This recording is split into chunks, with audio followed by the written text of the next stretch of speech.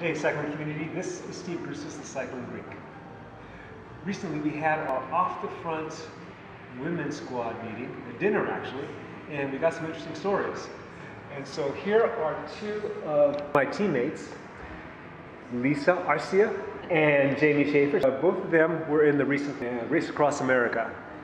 Lisa was a rider and Jaime was part of the crew. You're part of the tandem. There were 4 tandems. We had 2 vans set up where the riders would sleep. So we had 2 bikes per van. You have your bunk beds, your food, everything all in one van. So we had 2 vans that we slept in and we stayed in, and then we had a crew van, which Jaime was in charge of, and then we had a pace car. So with the crew van, that was the van that would, when the crew would shift and rotate, they would sleep there, they would switch out from there, and then they would go do errands and make sure we had supplies and everything that we needed. She did a lot more than I knew what was going on. I was kind of contained in a little bubble. This was not an inexpensive venture. You were required to raise money on your own. It cost about $30,000 for our team to do the race. So when you say the team, not just you and Ruel on the tandem, it was the 8 of you, the whole. Right. Okay. We had to find sponsorships, and the group that we chose was the Alzheimer's Foundation, and that's so whatever we fundraised and paid for out of pocket, whatever was left over, went to the foundation. I had to come up with $4,000 for my part. There were no other tandems you were competing with, so you're going for time. So what was the time that you guys were going for? Our goal was 6 days. You started where and it finished where? We started in Oceanside and we ended up in Annapolis, Maryland. So we went through 12 states and it took us 7 days. The organization behind it. You had a lot of communication that was going on before, obviously. Right. The gentleman that was our race captain who put the team together, this was his team. This was like his 14th year doing it. So he already knew the ins and outs and what needed to be done and who to put where and that kind of thing. So he had one gentleman that was our crew chief. He was a veteran at it. He knew what he was doing. He kind of was in charge of putting together a lot of it. So he had control of it, or he had knowledge of the schedule, how often people would rotate. He had kind of the plan. He knew how much gas it would take to get from place to place. He knew about how much food would cost. He already knew all that because he had done it for so long that it wasn't as hard. There was very few experienced riders to inexperienced riders. And so out of the 8 riders, you had 2 that were experienced and 8 that were not. I mean, 6 that were not, obviously. Right. The first 2 days, you had somebody get sick? That was one of out of my van. He got very dehydrated.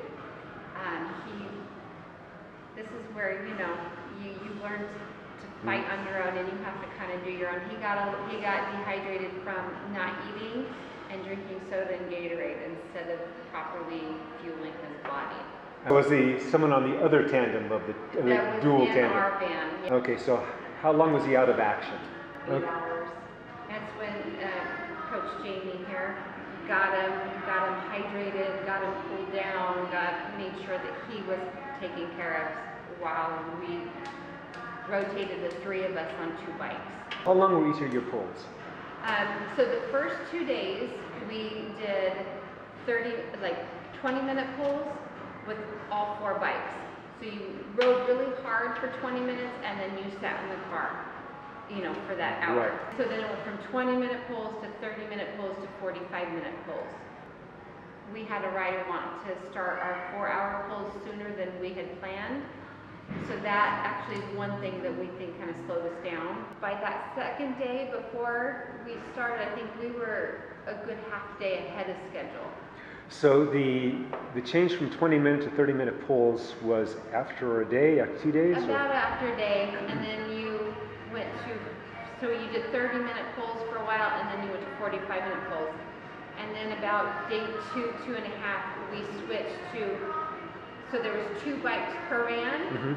So while 2 bikes rotated for 4 hours, the other 2 bikes rested for 4 hours. And then you did 4-hour rotations between between the two vans.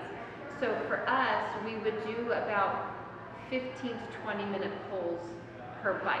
And it doesn't sound like very much, it sounds like very quick, but you gotta figure, you're in time trial mode. You are pushing hard for 15, 20 minutes, you're off for 15, 20 minutes, and then you're back on. So it's very taxing on your body.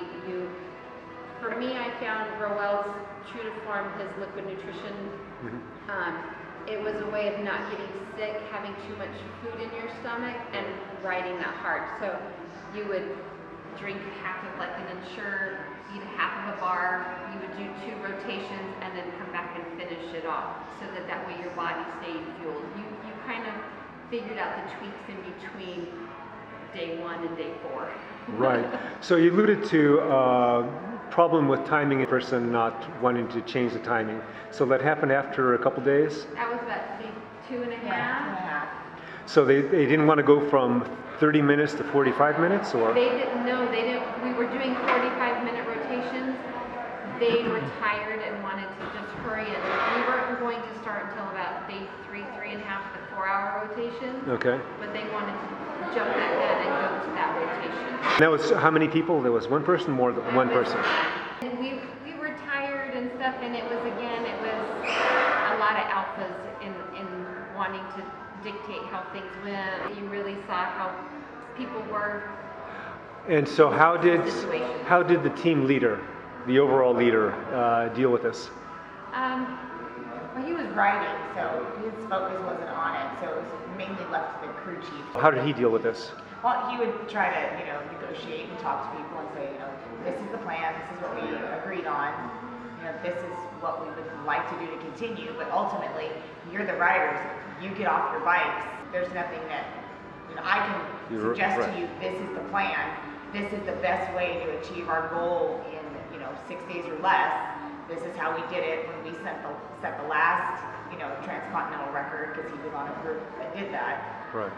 So this is what I'm advising you to do, and people did not take that under advice. Okay.